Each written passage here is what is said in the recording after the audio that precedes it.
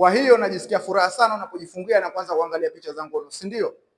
Sawa. Sasa kitu usichokijua ni kwamba zile picha za ngono maana yake zina madhara makubwa kwa upande wako wewe kama ni mwanaume au kama ni mwanamke, kwa sababu endapo utakuwa unaangalia kwa wingi zile picha za ngono, katika mwili wako kuna hormones ama kuna vichochezi vinazalishwa ambavyo vinajulikana kwa jina la dopamine, ambapo hizi ni hormones za furaha pamoja na utulivu, na kazi ya hormones hizi ni kumjenga mtu kile kitu anachokifanya kuendelea kukifanya kwa wingi, na kama hajakipata basi inakuwa hawezi kujisikia furaha. Kwa mfano, kama yule mpiga punyeto, mtizame mtu ambaye anapiga punyeto. Kwa kawaida kama hajapiga punyeto, unakuta kuna kitu kinamsukuma, anaweza kujikuta hana furaha, anaweza kujikuta na stress mpaka apige punyeto, na hapo ndo anajisikia uko uzuri. Sasa na mtu ambaye anaangalia picha za ngono, vile vile naye kuna hormones hizo za dopamine zinazalishwa, na hormones za dopamine zikizalishwa zinamfanya yule mtu atamani kuangalia ile picha za ngono mara kwa mara ili ajisikie uzuri. Sasa tuchukulie mfano, wewe unaingia katika mahusiano leo, na baada ya kuingia katika mahusiano mwenzi wako anahitaji kudeti na wewe,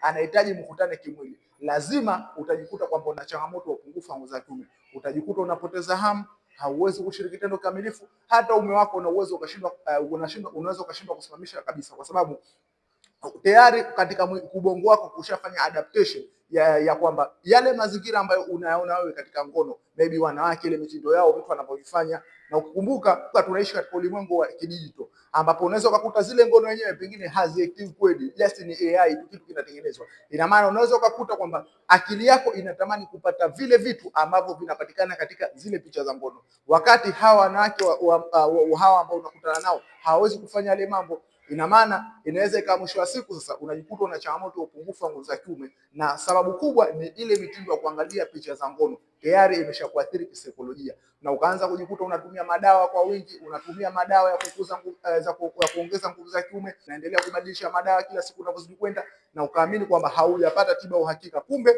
changamoto yako wewe ni tayari umeshaathirika kisaikolojia, na homoni zako za dopamine zinaathiri uzalishwaji wa homoni zako za kiume.